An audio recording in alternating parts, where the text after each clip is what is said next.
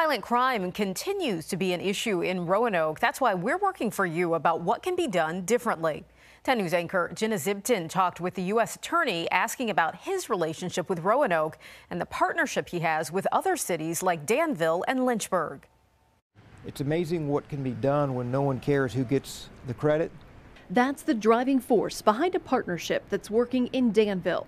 Commonwealth's attorney Michael Newman works with Danville Police and the U.S. Attorney's Office.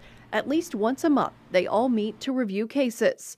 They talk about everything from gun cases to drug cases to see if the prosecution should come from the federal system or the state based on evidence and case law. So you're not fighting over who gets the case? No, that's been very pleasant over the last several years that, we don't try to cherry pick our cases. Newman says it's been beneficial for his office and there's enough crime to go around.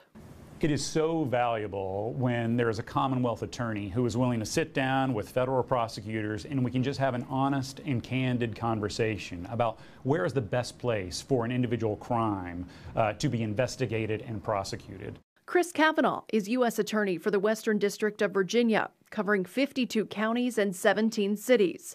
He also believes the relationship is important, but not everyone works with their office.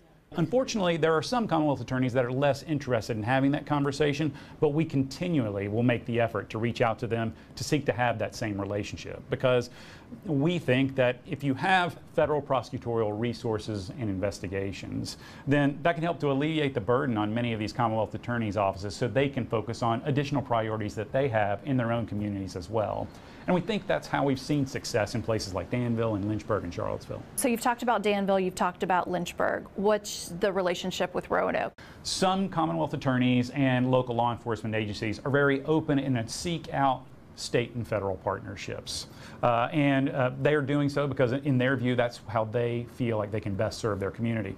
However, there are some localities as well that in their own view, they don't necessarily feel like that's going to be advantageous to them. I believe they're absolutely serving their communities on the best way that they see fit, but there are others that are less interested in federal partnerships. That is their prerogative and that is their right. Of course, that's disappointing. It's a sentiment that I disagree with. Kavanaugh believes partnerships with his office are making an impact on crime in Danville and Lynchburg. We're not seeing the level of engagement by the Roanoke community as far as being accepting of federal involvement like we're seeing in Charlottesville, Danville, and Lynchburg, but they are still meeting. Kavanaugh also said the Lynchburg police chief and Commonwealth's attorneys saw what Danville did to turn crime around and are following a similar model, seeking out partnerships under a community policing model where they can use technology, state and federal resources to help stop violent crime. We reached out to the Roanoke Commonwealth's attorney, Donald Caldwell. He did not want to comment. Jenna Zibton, 10 News, working for you.